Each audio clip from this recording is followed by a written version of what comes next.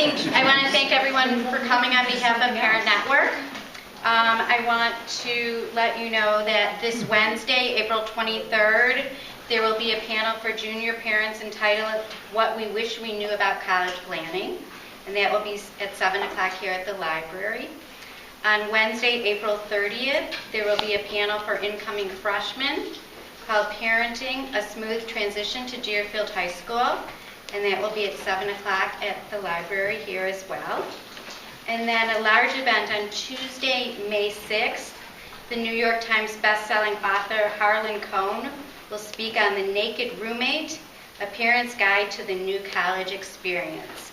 And that will be at 7 o'clock at Deerfield High School in room E114. That program is geared towards parents of juniors and seniors.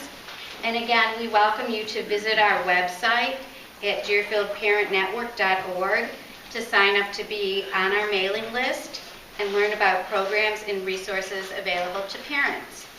So tonight, we'd like to welcome you to the Insider's Guide to Junior Year.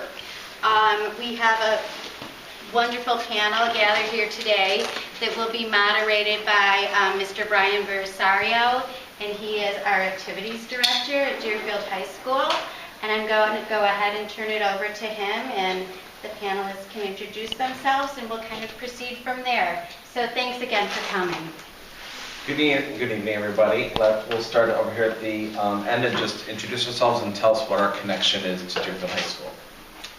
Well, my name is Chuck Silverman. I'm a parent of a DHS senior. I have 4 kids that have attended or graduated from DHS.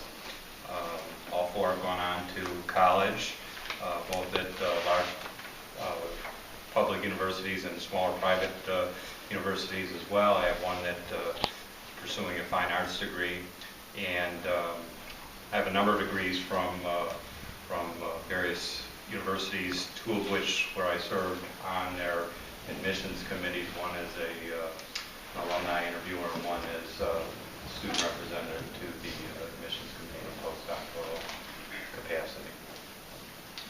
I'm Lori Zwart. My husband and I have a son, Nick, who is a junior at DHS, and we also have a daughter, Elizabeth, who graduated last year and is out in North Carolina at college now.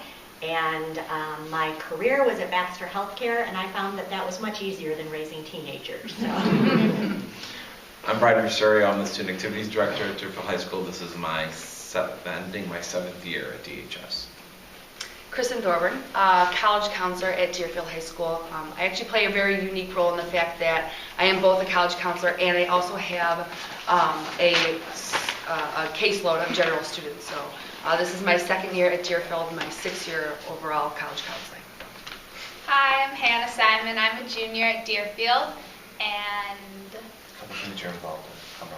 okay, I am in charge of prom planning for junior exec. I also am a team leader for Operation Snowball, and I'm on varsity tennis. I'm Sarah Plowman. I'm a junior here. I do volleyball, Key Club, Warrior Buddies.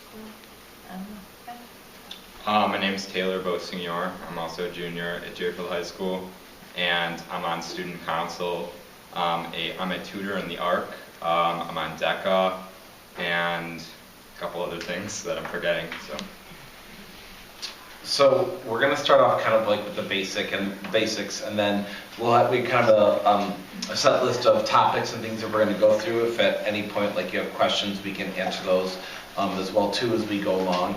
I'm going to put this out there, and I'm going to start with the students and then ask the parents to kind of interview with a question as well. So when we're talking about academics, activities, athletics, social pressures, what is unique to junior year? How is it different junior year than, let's say, your freshman and sophomore year?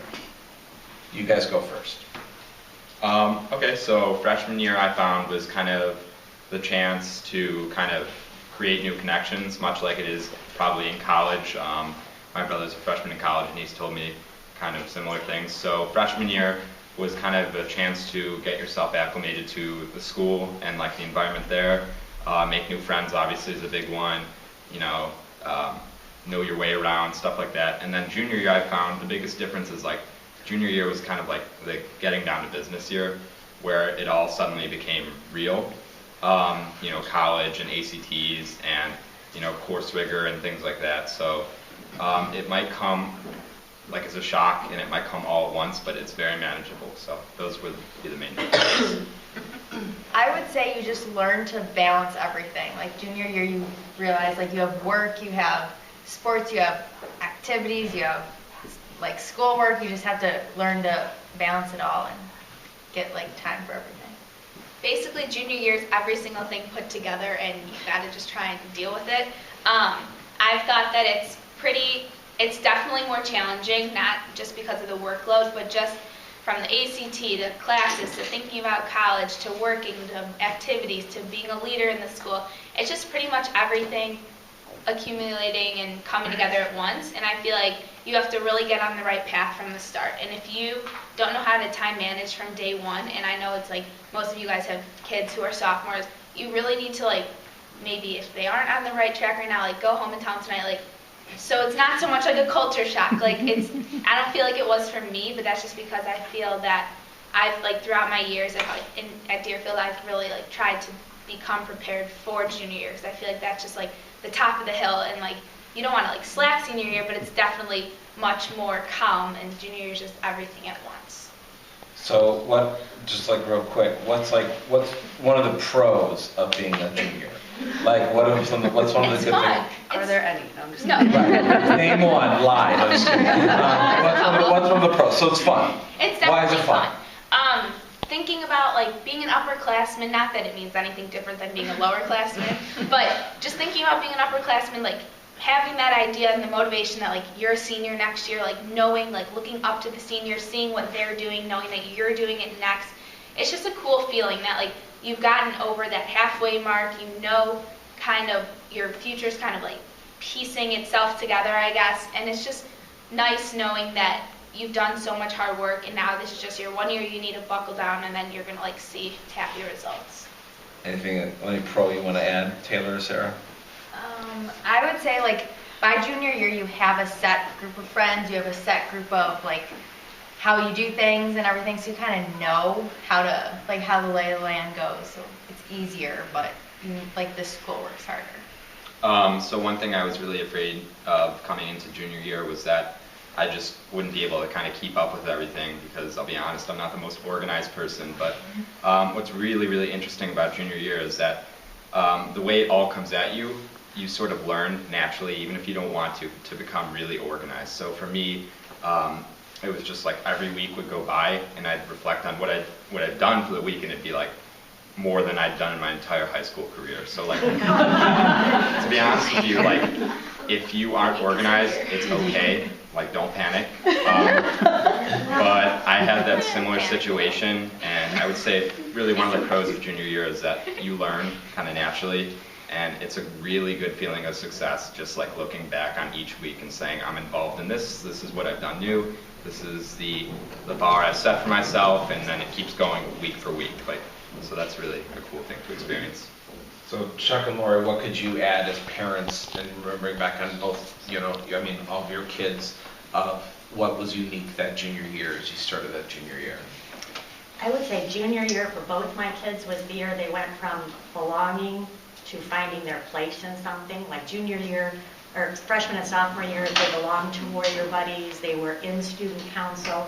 By junior year, they were actively engaged in it. They were leading a project within it, they were running for office within it, they were kind of sorting out the activities, the sports, the things they had done their freshman and sophomore year, and figuring out as a junior and then a senior, where do I really want to put my time, and how can I kind of learn from this and leave my stamp on it at DHS. So moving from the kind of playing and testing the water to really digging in and finding out what you enjoy doing and where you can really have an impact.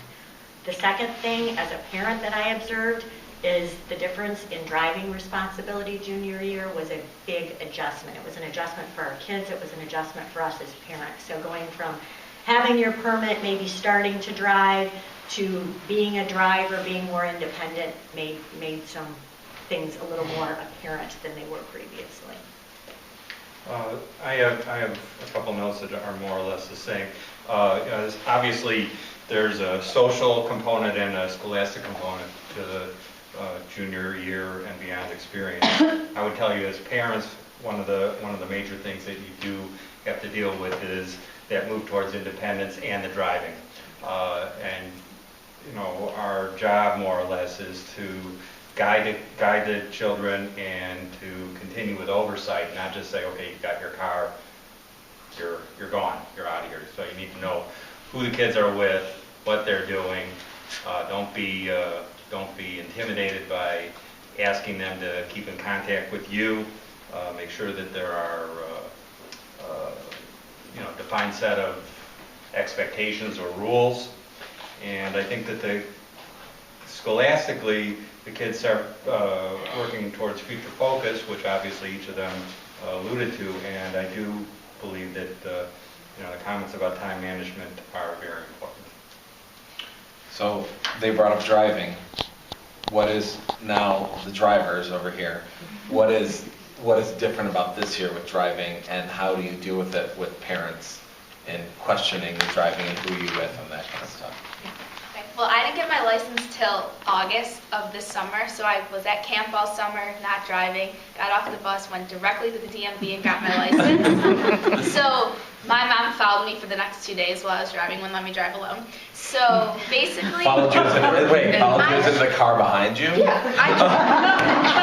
At least she wasn't in the car with you. Well, that was the first, that was the first day. No, but I just wanted clarification. Yeah, I'm an only child, so it was like very different to my parents. They could not believe the whole thing, and so it's definitely a transition. And even till like on Friday, they asked me, "Who are you going with? Who are you driving? Are you driving one person?" Still 16, so can't drive more than one person.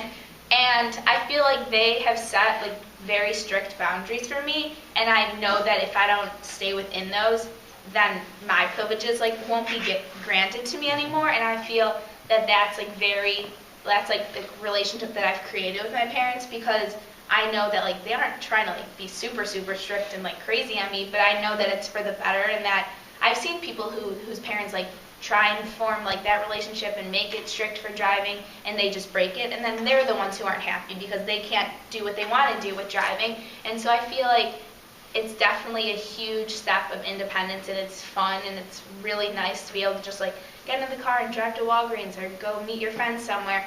But it's definitely it's something you have to be so careful about, because like it could be taken away in a minute. Okay, wait, pause. By a show of hands to my right, my left, how many of you gave rules about driving or have been given rules with driving?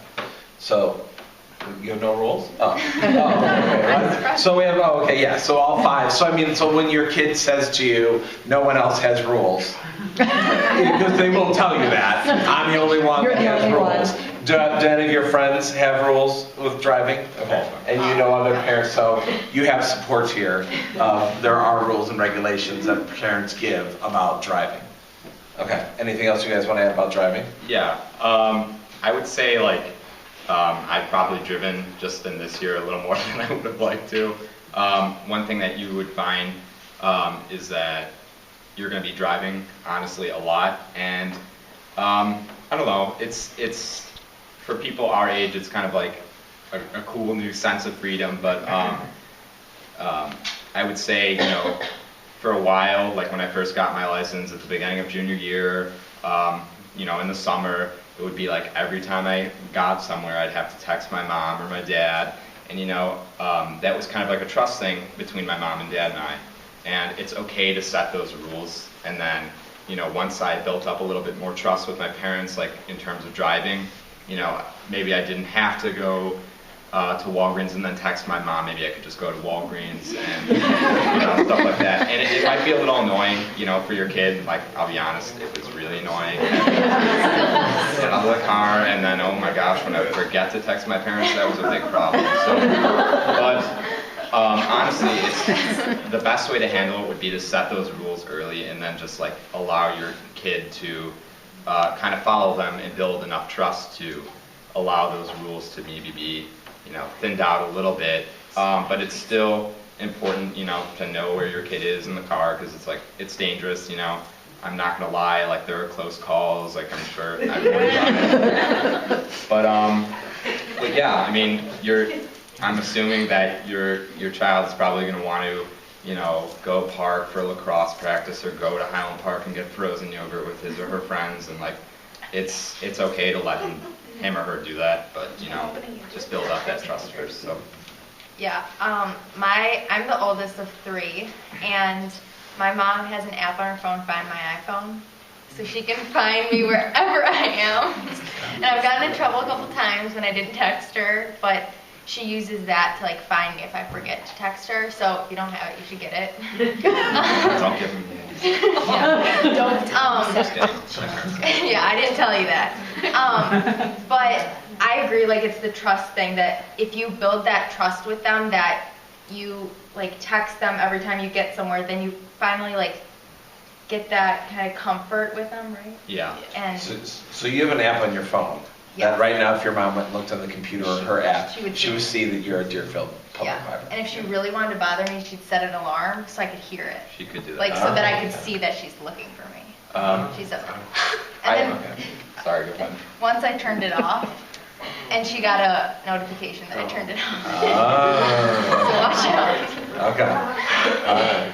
So I kind of like going on with this same kind of topic with driving. I think it kind of like meshes together with curfew and curfews and now kind of different social situations that you're in that may be different than a freshman, sophomore year. I'll start with the parents. Like, what did you notice curfew-wise, party-wise, hanging with friends-wise when your kids got to junior year?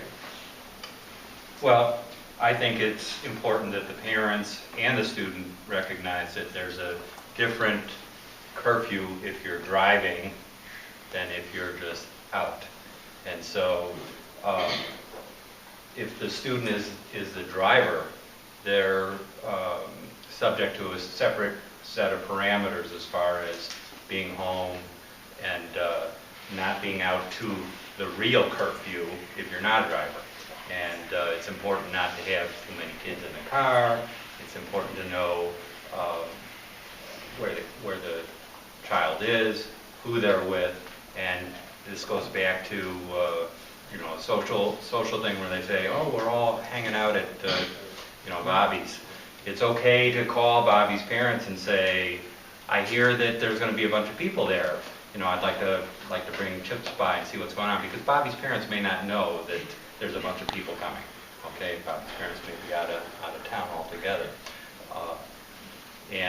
And I think that without setting those rules or guidelines beforehand, it creates a situation where the student doesn't really understand what the expectation is. The second thing is when they're in a social situation that may be new to them, and they may or may not be in an uncomfortable situation where other kids are doing something that they don't want to do or whatever. As a parent, you have to be prepared to allow your child to disengage from that environment with no questions asked. Basically, you have to set something up where you say, okay, if you ever need me to come and get you, your safety is most important to me, and I will come and get you, no questions asked. And if you absolutely feel like you're going to blow a gasket, take a deep breath and say, we'll talk about this tomorrow morning. I would also add on the curfew and driving situation. As was mentioned, and I'm sure you're aware that curfew would normally be 10 and 11 for weekdays and weekends if you're driving, but if you're not driving, it's 11 and 12. So when our kids started driving, we set up a rule that said, if you're driving and everybody else is able to stay out till midnight, but you're the driver, you may not drive after 11, but if Dad and I are home, if you want to call us at 10:30 and say, hey, are you guys going to be around? Would you be willing to come to Betsy's house at midnight, both of you, and one of you drive me in the car home and the other one, drive the other car home? We offered to do that because we found there to be a lot of friction between kids that were driving and kids that weren't driving, and some kids could stay out on a Friday night at midnight. Ours had to be home at 11 if they were driving, and because we had no social life our entire high school career for our kids, we were usually home Friday and Saturday nights, so we would offer that. We'd say, you have to call a half hour early. If we've gone out or we're doing something, then you got to be home at 11. But if we have flexibility, we'll try and work with you on that, because we felt that provided some flexibility. It didn't break the law, but it let them know that we trusted them and we try and work with them on things like that. We also have the rule that if you're driving, and you really probably should have this regardless, but we have it, if you have the car, when the car changes locations, I get a text. So let me know, going from Susie's to Portillo's, going from to, so I know where you and the car are. And I will say one thing, our experience with driving, and kids, I don't know if you have this or not, but for our older child, we were one of the few people that abided by the one person in the car until you're 17 rule. And that caught me a little by surprise. And I checked with insurance, and I just told my kids, our insurance doesn't cover you if you're breaking the law. If you have more than one kid in your car and you're 16 and you get in an accident, it's a problem, a big problem. So we made that a steadfast rule, but you may find that that is a rule that's a little more flexible for some parents than others, and you'll need to give some thought to how you want to navigate that with your kids. I think that's a very important point, because a lot of parents make efforts to be their child's friend rather than the parent setting up the rules and the expectations and following the law. And I think that you will find a lot of parents that are very flexible with those things and not necessarily as a benefit to their child. And just kind of that was kind of one of those things a couple years ago, especially when some of the laws started changing. My father is an insurance agent, and I know absolutely nothing about anything about insurance. But I was like, okay, Dad, like for real, is this like a for real thing that insurance agencies will not cover? He's like, oh yeah, they'll look for any way to get out of something and to not pay because your kid wasn't following the rules. That's an easy one to be like, wait, how many kids were in that car? You got in that accident? Oh, guess what? That's the Illinois law. That's right. You're not covered. Done. Like that's real easy for them to do, and real easy from police reports to be able to figure out whether they were following the rule or not. It applies to curfew also. It applies to curfew also. Right, if you're out after curfew, your license isn't valid. Okay. So how do you guys handle the friends who have the same rules as you do, the friends that don't? What is that like? How is that to handle, whether it be the driving or the curfew or parties or whatever it may be? So my parents were always very strict about curfew. They still are. My brother had the same rules. I have an older brother, and he had to live by the same rules. And so I would say everyone I knew pretty much had a rule about curfew set by their parents, but there were kids who maybe didn't have such strict rules, or maybe who chose to violate the rules. And in many cases, if there's any doubt, like I was never afraid to call my parents. So like, your kids do know how to say no, and they do know how to say, hey Mom and Dad, can you come get me? Or hey Mom and Dad, I'm unsure about this. And there have been like times where I actually drive a minivan, and so I have 6 seats empty, and so there have been times where I've had people like ask me, like, you have such a big car, like, can we come in? And the first time that ever happened, I called my mom, and she said, absolutely not, that's not happening, and she explained to me all these insurance risks, and I was just like, part of me wants to say I didn't buy it, but I did say no, because there is a certain fear tactic, even if they're parents, that your kids are definitely willing to live by. In terms of curfew, it's only going to become an annoyance personally for me in situations where like I'm babysitting. I babysit quite often, and a lot of times I'll be coming home from curfew or after curfew, and it's not going to be a problem usually if you live down the street or if you live somewhere in Deerfield. I know that this has never happened to me. I've babysat so many times. I almost always come home after curfew, and I've actually never been stopped, knock on wood, but I do know that Deerfield police are pretty able to, they're pretty open to explanation if you are coming from a babysitting job, but I would say it's probably your kid's job to not lie and say that they're coming from a babysitting job. But I guess the main point is that like your kids do listen to you if you kind of put the rules in far enough. What about you guys?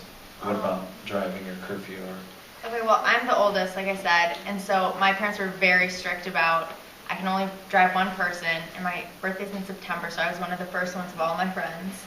And so all my friends wanted to get in the car with me and drive the first time with me. But my mom made it very clear that it's the law that I can't have more than one person. And I think, I did it probably once, and it was to drive from her house to my house. His house. Yeah.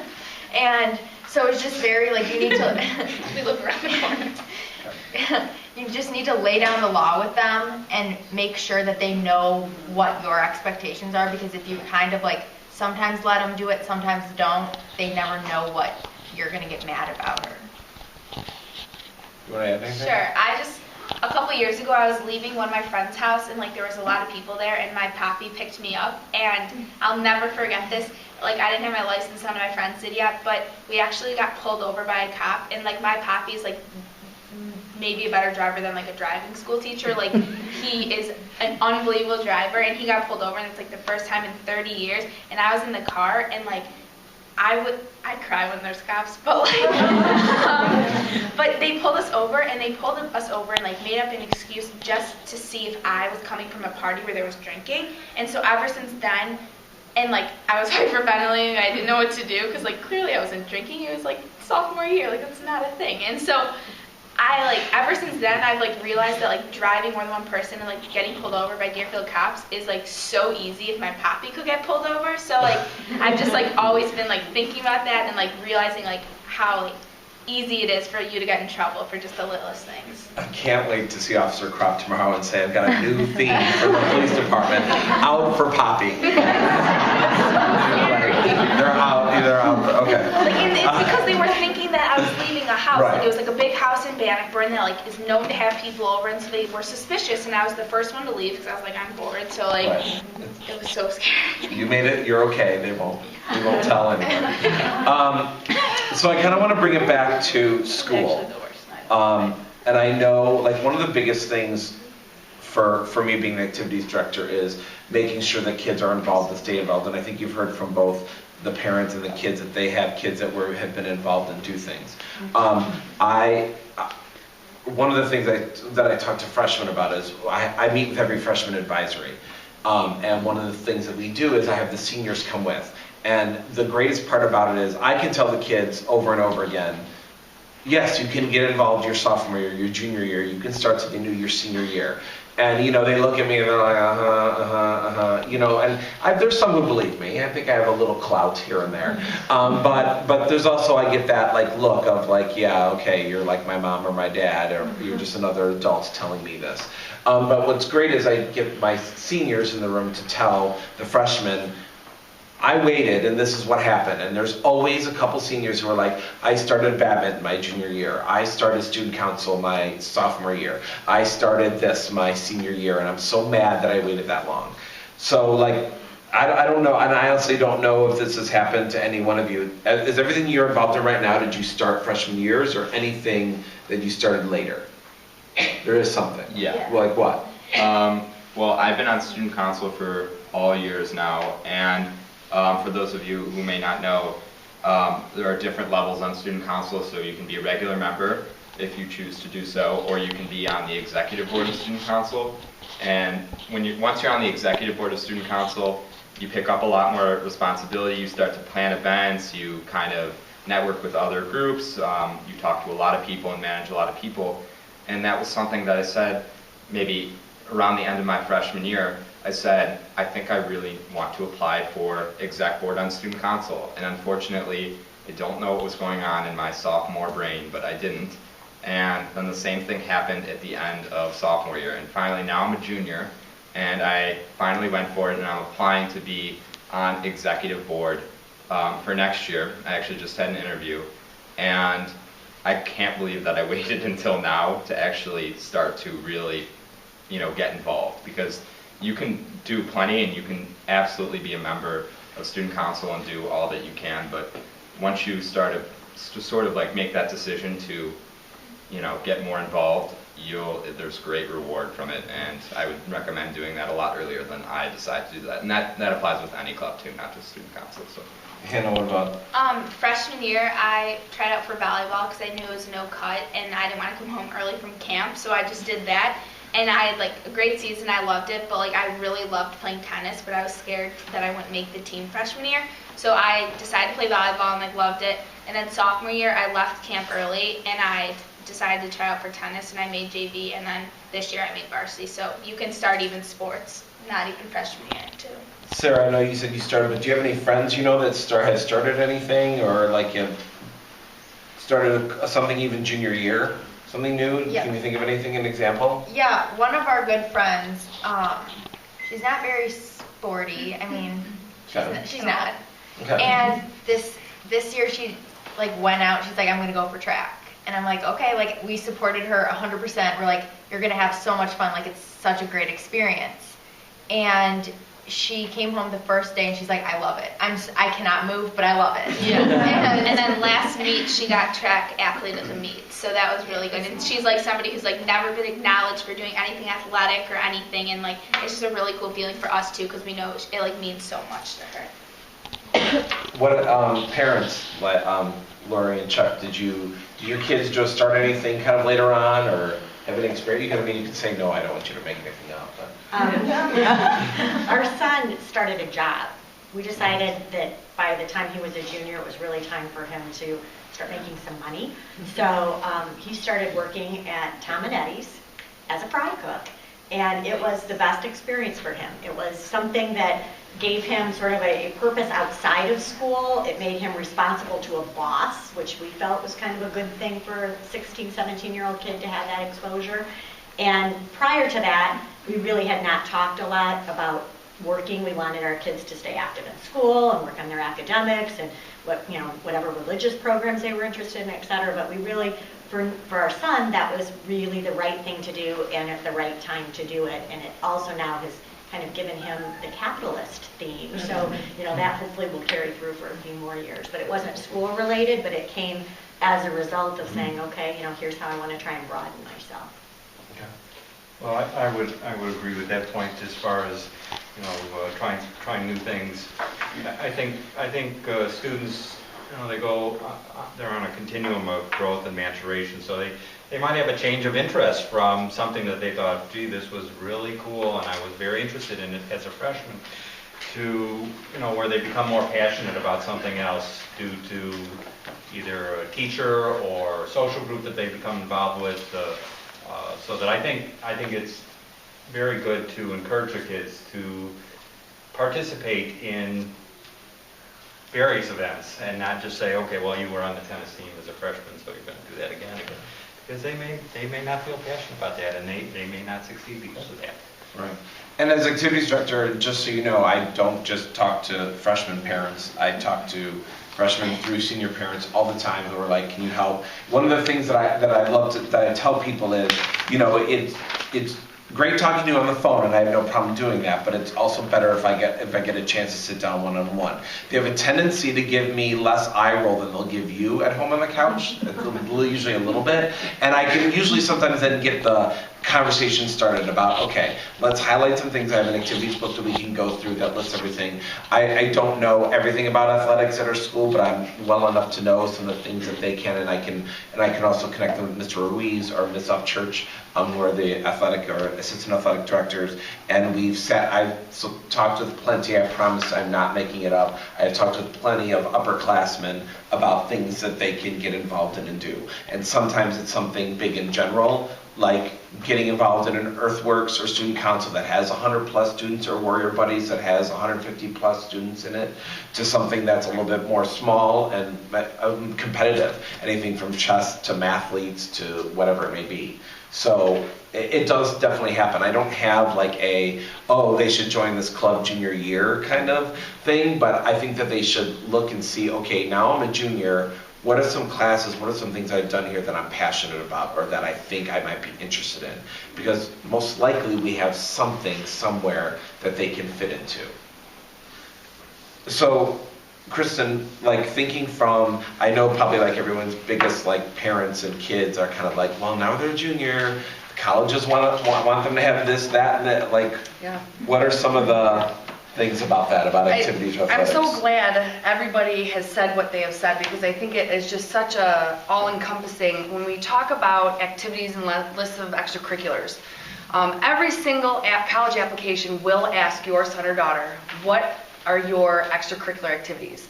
And when I sit down with students, they're like, well, what does all that mean? Does it just mean like the clubs and athletics that I do here at Deerfield High School? And I put it to them this way. Colleges want to know every single thing your son or daughter has done since freshman year besides go to class. They obviously know that they wake up, go to sleep, and eat, all that kind of stuff. But if it's a club, if it's an activity, if it's an athletics, all at Deerfield High School or outside of the high school, so whether it's a youth group, community involvement, a job, all of that matters. And a lot of times I have those conversations, and I've been having them lately as we're doing our junior college appointments. Is my kid doing enough, or am I doing enough? And if the student does anything, you know, a lot of times what we hear on my side of things is colleges say, well, we don't want the laundry list.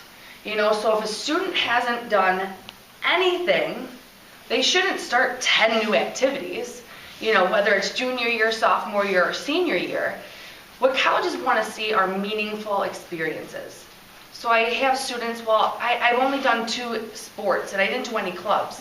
That's okay, because colleges understand the time, you know, obligations when you're in athletics. Or maybe somebody says, I haven't been able to do any clubs or sports because I have a part-time job where I work like 30 hours a week. There's your 30 hours a week that are accounted for when you are not in school. And above everything else is still your grades. So colleges definitely want to see that balance as well between the academics and the extracurricular. So they're definitely looking for that, definitely being able to stay up with your academics, but you're involved in meaningful experiences, whether it's something that the student is passionate about. You know, just because they're going to be a teacher doesn't mean that all their extracurriculars have to be involved with childcare. Just because they want to become a scientist doesn't mean everything has to be centered around science. I have plenty of students that want to go nowhere in the realm of science, but one of my seniors is just, he'll be in his basement every other day working on science experiments. He's not doing anything with science, but it's, you know, his major. But it's something that he's been able to talk about in his essays. It's something that he's been able to talk about and get involved in the community, whether it's science fairs, so on and so forth. So really, if it's important to the student, the college will see it's important to them as well. Do you think there's been kind of a change through the years on that? Yeah. Because I think there might be some people who've had like maybe a graduate from maybe like 10 years ago even, or friends that have been graduates from 10 years ago, or maybe even 15, until like now. Do you think there's been a change in any of that? You mean like in the amount that colleges want to see? That's a really good question. I think more so what's changed over time is how important extracurricular involvement has been through the application process. Every year, the National Association of College Admissions puts out a trend survey or a trend report. And basically it shows, you know, over the years, what's most important to colleges. And they survey hundreds and thousands of thousands, thousands of colleges to see what's most important to them. So I would say the importance of activities has shifted. They're still very important. I would say that colleges are definitely now looking more for much more meaningful. They don't want that laundry list. You know, I would say even when I was going through the college application process, they were still asking what, you know, I was doing, but I don't think it was as important, and if you just had one, that was totally okay. But, you know, nowadays with so many more applicants out there and so many more college goers, you want your son or daughter to be able to set themselves apart from the next applicant. You know, if it's between your son or daughter and another person, what's something that's on their application that could possibly set them apart and over the fence into that freshman class. So. And I think that's just even in the past 7 years that I've been here, I feel like, and I don't know if either one of you could speak to it too, I feel like when I first started, every junior and senior had 3 pages of activities or things that are involved in it. And I was like, I don't understand how you're keeping up with all this, and it was inside and out. And now I feel like, and through the years, in talking with different college counselors and college counselors that we've had at Deerfield High School, I have felt like there has been this, find something you're passionate about, find something you love. That's more important than having a list of 15 things that you do. Applications are actually starting to cater to that. They're starting to limit how many number of activities you can actually put in there. Because they're not looking for somebody that belongs to 15 clubs and shows up for a meeting maybe every other month. You know, they're looking for somebody who maybe just did one thing on the weekend, but it was something different. It was something meaningful to them. So yeah, there are some applications out there that will, yes, limit it to like 10, but there are some schools that are out there that'll limit it to like 5 or ask for your most important. We also found when our daughter was going through the college admission process, when she was in interviews for some of the schools that she was looking at, they wouldn't ask her give us a list of what you're involved in. They would say, tell us about something you were involved in and where you took it. So I was in student council, then I ran for this office, then I headed up this activity. Or, for example, our son he loves basketball. His life is basketball. But he's found Crossover for Cancer. It's a basketball fundraiser where he can get other people involved and he can learn administrative skills, but it's still in his area of interest. And it's something they love to do. So it's not like saying, gosh, find something you can put on a resume. It's like, what do you like to do? And then kind of expand it to the next level as opposed to going broad, go a little deeper. Cool. All right. I know I saw a couple hands up over here. Yeah. Any possibly middle school activities that meant a lot to you and actually contributed to your high school, can they be put on there? That is a wonderful question. I get that probably about once a week. Colleges are looking for since freshman year. Now, if you were involved in something that has carried over since, like I know I work with a lot of students that maybe perhaps were in Boy Scouts or have picked up some sort of youth group or local community activity that they've been involved with since 8th grade, 5th grade, 4th grade. That can absolutely carry over if you're continuing to stay in it. Colleges are definitely looking for what you've done since high school. If it's something that has really just shaped you into who you are, you might be able to work it into a personal essay. It's definitely something where I wouldn't say absolutely not. I would say, you're going to hear this a lot, it depends. We could definitely have a conversation about that too. Yeah, I agree with what you're saying about what colleges look for. But my daughter is in college, and she's a dance major and a business minor. And it's a two-step process. You have to get accepted to university, and you have to get accepted after you audition for the dance department. And all the dance department wants to know is what have you studied, where have you studied, and how long have you studied. And so, you know, it's nice that she has a job working at Sunset, but the dance department was more interested in what her studies were. For specific programs, sure, because I'm sure she needed a portfolio and an audition. Yeah. I'm saying the overall general college application process Yeah. is what they're looking for. So you're absolutely right. For more specific geared programs, they may be looking for specific things just geared towards that. Especially things like with the arts and I'm sorry, what? Sports too. And then some sports with sports scholarships and stuff. Obviously, they're looking for something real specific. But along those lines, those are things that an individual can be passionate about. So whether it's dance or drawing or sports, that's something that the child can be very involved with. Hopefully, take a leadership role or earn a leadership role. And the schools that they're applying to sees that that's a venue where the student has really put some effort towards trying to excel. Okay. Are they putting value on social, like charities and socially responsible things? Are they putting value into those, just like volunteering? Absolutely. Because my son, he's more chemistry and physics, but he will not join stuff because he's more of an introvert. That's totally okay. But he's great when he goes to Camp Tove, and he took 2 sessions of it when you're only supposed to take 1, and he likes to volunteer. So absolutely it's sporadic, volunteer, but it's intensive. So all of that counts. Okay, good. Yeah, absolutely. Other than that, you can't twist his arm. He's not going to run a track. Really, colleges are looking for, you know what, I can see you're this type of student. What else can you bring to our campus to help it make it better? So, absolutely. Okay, great. Okay, so, yes. I have a topic changer. Junior year, and we're talking about successful and joining and all this great stuff, but it's also the year that for varsity sports, not everybody makes the varsity team. For the music and theater kids, not everybody gets to lead in the play. It's a year of, I know you guys are all doing great, but as parents, you got to get ready for, there's going to be ups and downs junior year for everybody. And I don't know if any of you have had to deal with that, or parents if you've had to deal with that, but I think as a group, it's going to, something we need to talk about and think about. Sure, absolutely. Do you guys, anybody want to talk about that? Yeah. Okay, so freshman year, I was part of the No Child Left Behind. I don't know if you guys know, but I lived in Highland Park, and I wanted to go to Deerfield. That was my one thing. I wanted to go to Deerfield. And Mrs. Hirsch knows.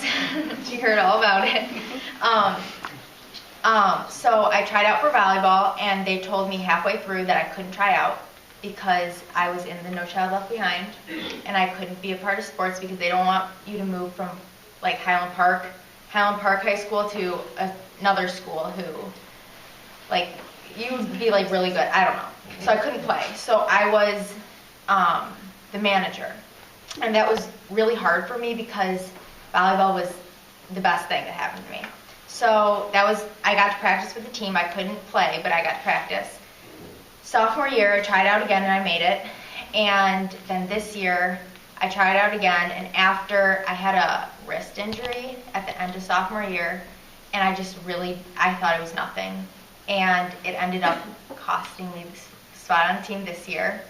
But I kept myself involved, and I was the manager for varsity girls this year. So I think even if you have those downs, like I did with a sport, you can still stay involved. And even if you love this, like if you love the sport, stick with it because there's always managing opportunities. There's, with anything, yeah. Okay, so you haven't, how has it been for you you were part of the team and now you are, but you're not officially on this, your role has kind of changed. How is that, if you don't, and you can tell me I don't want to talk about this anymore, like move on, Mr. B, change topic, turn on your mic, do something, but like how has that like been for you? Like how are you managing that? Because that's kind of hard. I mean, I can imagine like you went for something, you didn't get it, and now you're on a different role. Like how do you manage that? It was rough. I'm not going to lie. It was rough. The first week, I didn't want to talk to anyone about it. Okay. But I just kind of learned, like, everything happens for a reason. And I always say that on every, like, interview I had to do for senior advisor, the college recommendation thing, you had to write, like, what your one, like, quote is. And that's what I, like, always say. Like, everything happens for a reason. Like, even if you didn't make the team, like, it happened because you were supposed to do something else. And with that, when I was managing, I got a job too, so I was balancing going to practice and have the job and have schoolwork, so it kind of all added up, but it was because I didn't make the team that I was able to do all that, because if I did, I wouldn't have had those experiences with work and everything. A lot of colleges also ask how you deal with adversity or how you've overcome a disappointment. And so, the old adage, if it doesn't kill you, it makes you stronger. Right. No, I know it's really hard. As somebody who I run the freshman advisory program and I have to interview senior advisors, and I did 100 and something interviews for 40 jobs. And so you can do the math there. That's a lot of kids that I had to tell, no, I'm sorry, you can't, you're not going to, and it's tough, what? And it's really hard. Like it's a tough thing to kind of do, and it's interesting. Like I've had several kids come to me and say through the years, because I've been running it for the past couple of years now, like, okay, so I was really mad at you, and I blamed you for it. And I'm like, I know. I said, and I get it. You can blame me. It's fine. But they're like, but because I didn't do that, now I'm doing this, and I wouldn't have been able to do that if I didn't. So I was really upset that I missed one opportunity, and I think that that's just what we try and focus the kids on. And I know that like counselors try and help kids with too. Okay, like this is a loss. Like you lost here, and that's okay. But now you've got two choices. You can like pout in that loss and not move on from it, or recover and go, okay, I'm going to lose again in my life, but now what can I do? What can I do to be like, hey, I'm a good person, or now I'm going to try for this other sport that maybe isn't a cut, or I didn't get a senior advisor, but I can go for student teacher, and I can make a difference in a math class instead of in an advisory class. Because there's different ways, there's different things that you can do. So it isn't just but it is something that as a junior parent that you're going to start dealing with more than you have probably ever have. Okay, so now we've talked about at clubs, activities, athletics, driving, curfew, jobs. What am I doing for colleges? Volunteering. Obviously, I mean, we've kind of forgot about the little whole thing called academics. Activities director, I really don't care about them that much. But I know. Don't go back and tell, oh, this is being recorded. Yeah. Great, yeah, now I'm in trouble. So how do we do, so now we've talked for 52 minutes about everything besides academics. So now how do we deal with all the academic pressures now of junior year? Because we haven't even touched on those. Between foreign language requirements, summer school, fulfilling graduation requirements, and all those kind of pressures of, oh my God, I just failed. By the way, failing means I got a B- on something. So how do we deal with that? And anyone can start on the panel.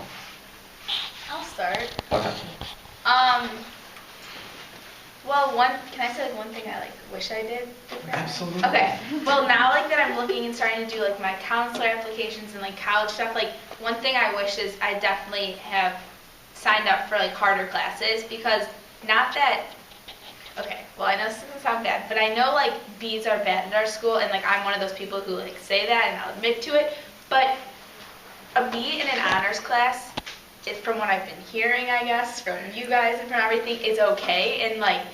And to take the harder class, colleges really look at that, and that's one mistake I haven't made. And I've been successful, but in all regular classes, and that's not bad, I've started to realize, but it's definitely something that I wish I could have done a little bit differently, and maybe I love math, and maybe I would have done honors pre-calc instead of regular pre-calc, or So honors can I pause you Spanish. for a second? So why didn't you? Why were you? Because from what I heard, and this was partially my family's thing too, but getting an A in a regular class, from what I heard from older people, was better than a B in an honors, which is not true. And so, I don't know. I just feel that's something that I wish I would have done differently, but also. Because you did. So what you're saying is you didn't challenge yourself Yeah. because you're afraid a lower grade would hurt you. Yeah. And now you wish you hadn't done that. Yeah. Okay.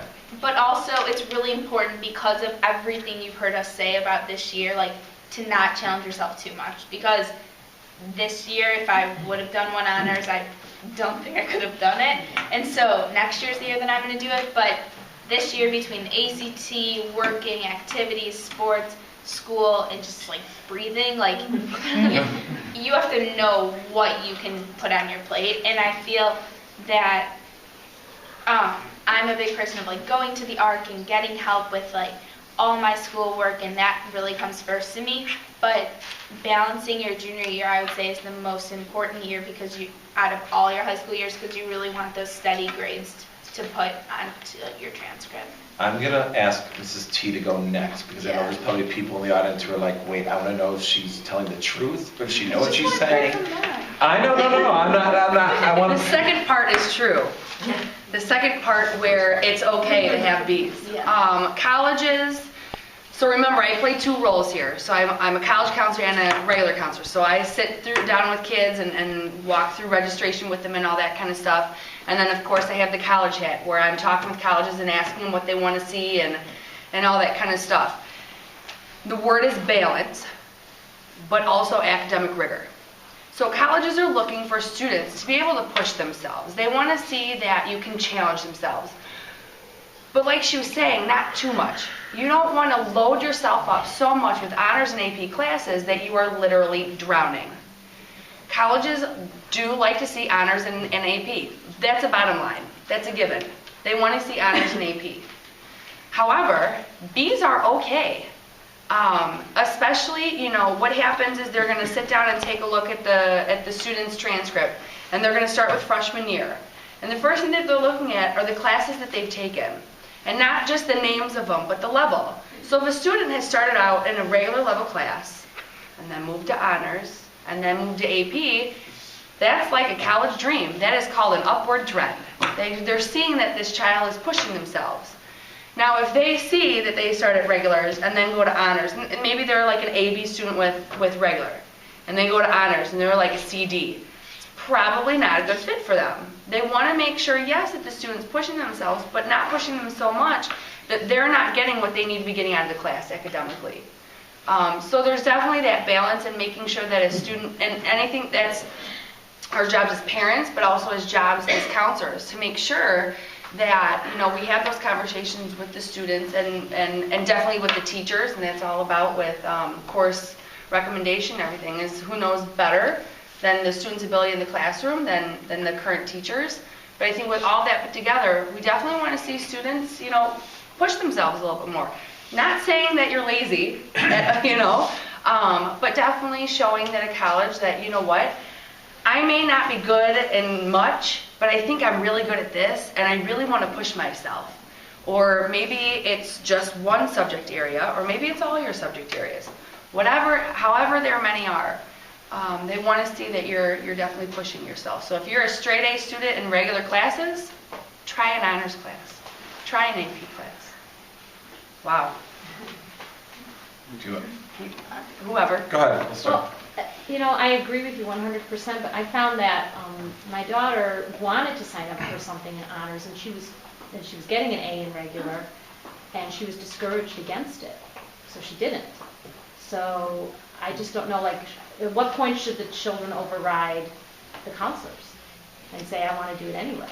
So it's not necessarily just the counselor saying no. Well, it So wasn't the remember, it's counselor, it was all the teacher. everybody. It was, I Okay. think it was the teacher, but the teacher was just like, you know, kind of wishy-washy. So and that happens because, like I said, who knows best than a teacher? You know, Right. I would love to say, oh my gosh, whatever class you want to take, I know you can do it. Right. You know, because it's our job as well. Part of our job is to really, Right. you know, support the students and make sure we're part of their cheering squad. But you know, in all actuality, you know, we still want the student to be successful. Right. So we want to make sure we take all that into consideration and have that conversation. And if a teacher, you know, what was their reasoning behind it? You know, was it that, and I'm not saying for an answer, I'm being kind of, Rhetorical. yes, definitely what's in the best interest of the student, because could it be that they had an A, but man, did they bust their butt for that A? And for concern of, you know, if we go to an honors level or an AP level, that's not just the pace of the classes are often, you know, doubled. Right, I understand. The I mean, curriculum, she's all that in kind of AP, stuff. You're right. Other stuff, but I was just, you know, it's like we're getting mixed messages, because it's Well- like, one side we're being told, you know, push yourself, take those rigorous classes, that's what the college is looking for, but then we're also being told, no, don't, you know, it's. I have It's- plenty it's of a my. difficult- I understand yeah, that. I understand that. I have students that do both. I have students that decide not to do an override, and I have students that do an override. Okay. I've seen it play out every which way. Okay. You know, and so it's always a case by case. You know, it's hard to say broad, and that's why I'm up here saying, you know, we want them to push themselves, but we also want them to know their balance. And that's when I say, you know, reach out to the student's counselor. You know, reach out, have the student have that conversation with the teacher, and really understand why or why not that recommendation was made. Because for every not recommendation for a course, the student should also want to know why they're being recommended for maybe, you know, a higher level course that they didn't have, maybe wasn't even on their radar. You Yeah, know, I'm just wondering how much of Right. it is just like put them in for whatever they're in now, and not take, you know, like the teachers have so many students that they may just say, okay, they're in regular now, let's just Right. put it in for the same thing. You know, and it's really hard doing a panel like this because for every example that we give, there's 3 people out there that have the exact opposite experience. So, you know, what we try and do is kind of give the generals. So for a lot of people, I think what we're trying to say is when we're saying push yourself or try new things or do those, it's not just about, like, for some people, taking regular classes is pushing themselves. Taking a full load every day is like really pushing themselves. And I think that those are the things that you get to express in your essays to colleges about the kind of student Letters you of are, recommendation. letters of rec, different things like that, to be able to say, you know, I never took an honors class or I never took an AP, but here were the challenges that I faced as a student. And so it's not about that if you don't take an honors class, you don't take an AP class, you're never going to get into college. But what I do think, one of Hannah's example is, I didn't take any because I was afraid I was going to do poorly and that I wouldn't get into the college I wanted to. So I think to kind of go with that mindset is to try and see what you can do. If there's something that you're going to get right, what? Like I said, I'm going to leave now. No, you're not. What I think that what you want to try and do is do your best and try out some of those hard, if you can. You're going to hit roadblocks. Not every kid can be in an honors class. But I heard you say that your son or daughter was in one or two, or was in one or two other ones. Yeah. So I think that that's going to be good for the college to see that they're doing that. They don't have to take every single class honors or AP. Mm-hmm. What has kind of been any kind of other experiences with honors or AP, and not even just that, with academics as a whole? Yeah, I have to say, I've had a really good experience with my counselor. She's not me. I went to her a lot freshman year because I was one of those people that I was in higher math, not in honors, but I was in, as a freshman, I was in geometry, and I was afraid to take honors geometry, even though some of the people that were in my class the past year were. And she kind of saw the trend in my grades and said, you could do it, but it's up to you if you want to push yourself that much. And when I was registering for junior year, I was going to take it, and like Hannah said, I was afraid to because I didn't want to get that B. But if you have other classes that will push you, you don't need to have that honors or whatever. If you have a heavy workload, you don't need those 2 extra AP classes, because that'll just push you over the limit and make you do poorly in the other classes. Like a full schedule is a lot if you're in regular, if you're in AP or honors, and so I feel like it's just really a lot based on the person and how you know how hard you work and what skills you've learned and how you're going to approach it for the next step of classes.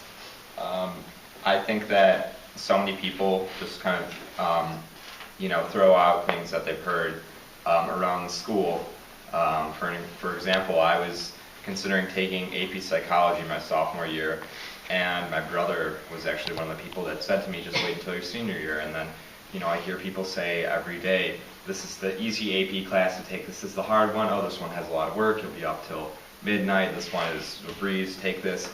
And one thing I'd say is that I wish I'd known to be a little less kind of pre-decided and judgmental on things, and so easy to respond to what people had said around the school. I wish I was kind of clear of judgment when I was registering each year. And it didn't end up being that much of a detriment, but I do think that it's important to realize that each class, each AP class, each honors class, each regular class, each survey class is different in every way. AP US History is not the same thing as AP Environmental Science, just because they both have the AP. But one thing I did do was I took Honors World History my freshman year, and it was really hard. And it was very tough, and I was a little more shy, I was a little less confident my freshman year, and I was so scared of my teacher, I was so scared of my class, I felt like such a dummy. And I brought home a couple B's, and the best thing that my parents could tell me when I brought home a grade that maybe I wasn't satisfied with, like a B, I know the dreaded B in Deerfield culture, was that you're doing great. A B is the same thing as an A, in an honors class. And their support just meant the world to me. And even though, I shied away from a couple AP classes, it's that continued support that my parents are giving me that's definitely possible to give to your children, that is allowing me to think about next year and registering, and I'm taking a couple AP classes. But yeah, definitely course vigor is very important, so definitely don't shy away from course vigor, but know that each one is different in its own way. Okay, I know you get your hand up. Do you want to ask something? Yeah, sure. One with that, my son's convinced through hearing Brewer and innuendo at school, partially from his advisors, that if you're planning to go to a Big Ten school, because Deerfield doesn't rank the students, the Big Ten schools don't look at weighted averages, they look at unweighted, so therefore the honors class wouldn't matter. No. I mean, they look at it. Right, they look at They it. look at it. Mhm. I'm going to tape that because you won't believe me. Right, it's on tape. Send It'll them be to my office. It's on video right now. Send them to my office. Right. That being said, a lot of the large public universities are very numbers driven. Right. And so they're going to look less at your essays than they are at a class rank of your high school ranks or your GPA or your standardized test scores. So you have to keep that in mind. I'm really sorry because I know that that's been a really big dispute, especially lately with maybe some of you have heard like the Common Application. So the Common App is one application you fill out once and it gets sent to a bunch of schools. And like University of Michigan is on it. They get 60,000 applications and they have essays. And it's hard as college counselors and as a counselor to say, you know, writing letters of recommendation and these students putting hours and hours into these essays. And I called right up to our rep and I said, are you reading these essays? And she said yes, because we understand that yes, we have 60,000 applicants, but these students are putting that time in. And so they are starting to use the essays a little bit more. So the essays are absolutely still a pretty